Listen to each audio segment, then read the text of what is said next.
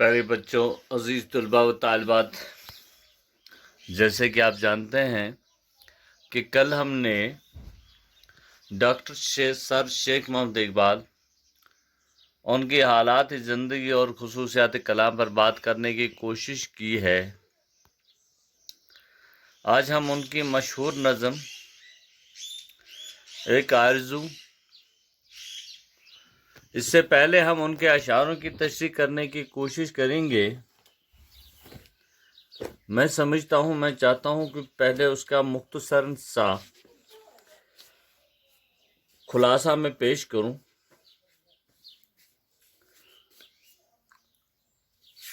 और फिर उसके बाद उनके जो एक आरज़ू नज़म हमारे निसाब में शामिल है, उन अशारों की तशरीह करूं ताकि आपको समझने में आसानी होगी।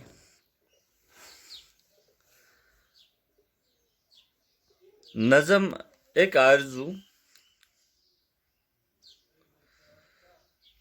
अल्लामा इकबाल की यह नज़म अपनी सादगी, रवानी, सफाई और तासीर और शायराना खूबियों के लिहाज से न सिर्फ खुद अल्लामा इकबाल की बल्कि उर्दू की बेहतरीन नज़मों में से एक है। अल्लामा ने इसकी प्यारी और दिलनशीं नज़म में अल्लामा इकबाल ने इस प्यारी और दिलनशीं नज़म में एक तरफ शायराना मुसव्वरी का कमाल दिखाया है तो दूसरी तरफ पाकीज़ा ख्यालात का भी इजहार और पाकीज़गी से किया है। यानी कि उन्होंने एक तरफ जहाँ पर मुसव्वरी का कमाल दिखाया है इस एक आरज़ू में, और दूसरी तरफ पाकीज़ा ख्यालात का भी इजहार पाकीज़गी से किया है।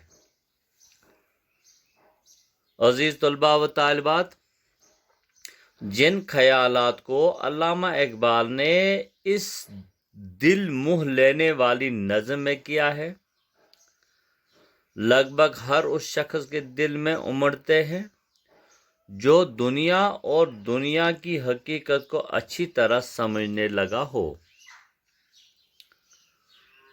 और दुनिया के झूठ, फरेब, रियाकारी, गफलत और नफस परस्ती से तंग आकर किसी तन्हा मकाम पर जाना चाहता हो जहां कुदरत का हुस्न हो और पाकीज़ा खामोशी हो। शायर का दिल उदास है,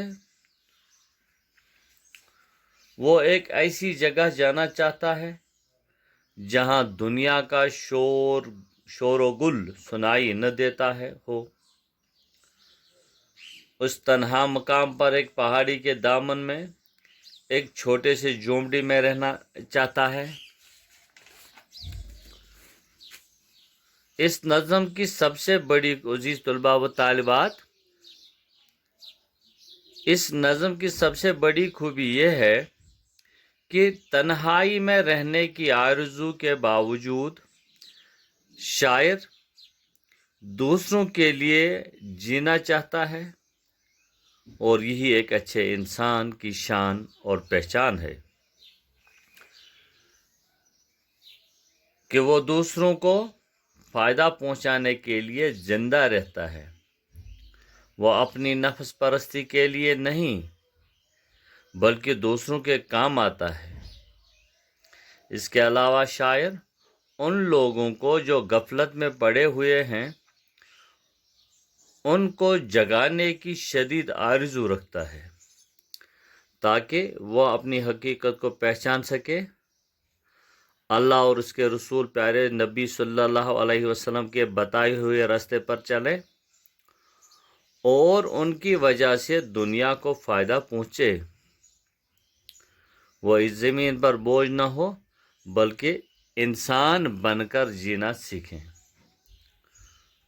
मुख्तसरन सा खुलासा मैंने पेश किया है एक आरज़ू का।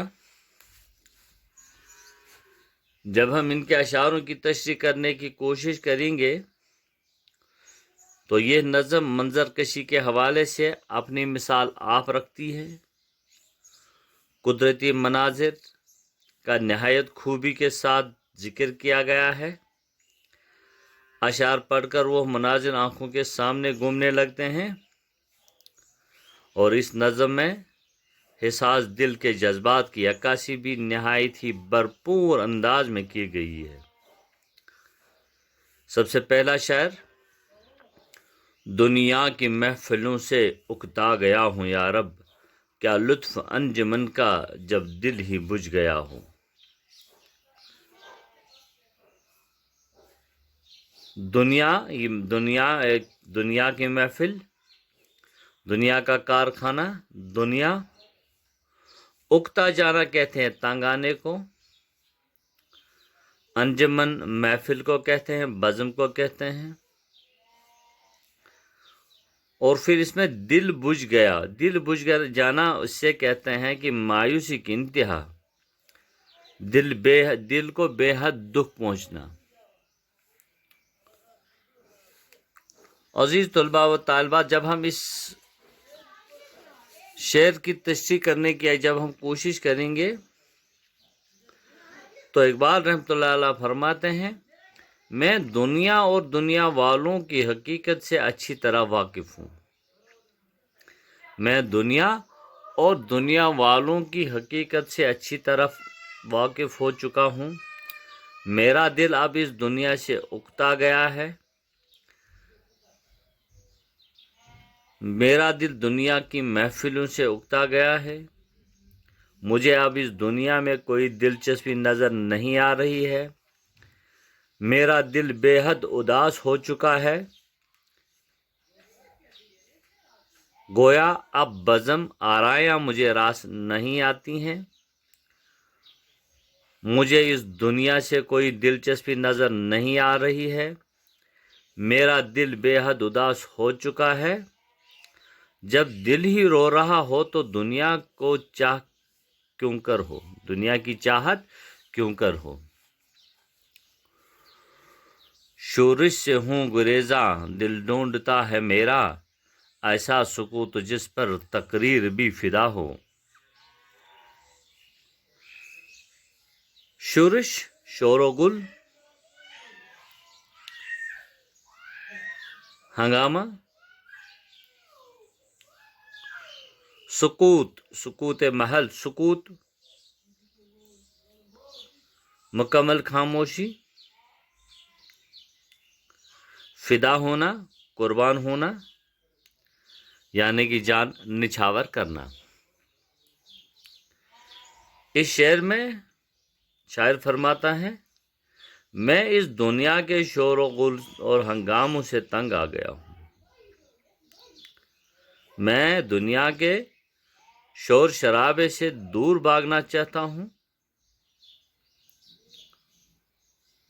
اور دور کسی ایسا جگہ جانا چاہتا ہوں جہاں تنہائی ہو، جہاں خاموشی ہو، جہاں میں اپنی زبان میں اپنے آپ سے گفتگو کر سکوں،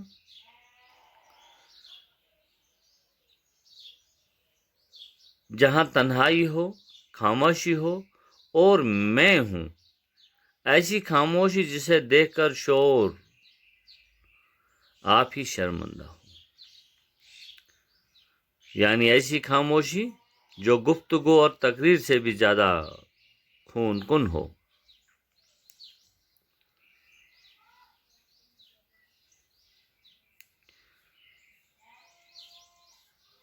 مرتا ہوں خاموشی پہ، یہ آرزو ہے میری، دامان کوہ میں ایک چھوٹا سا جھونپڑا ہوں۔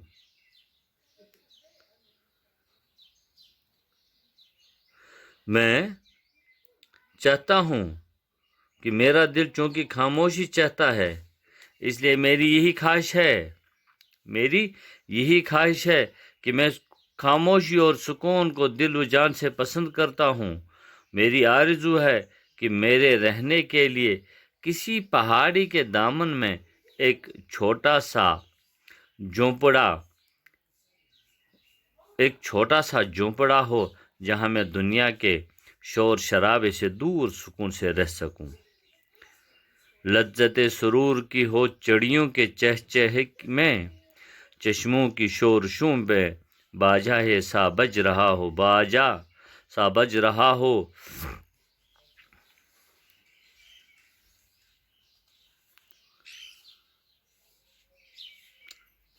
زمین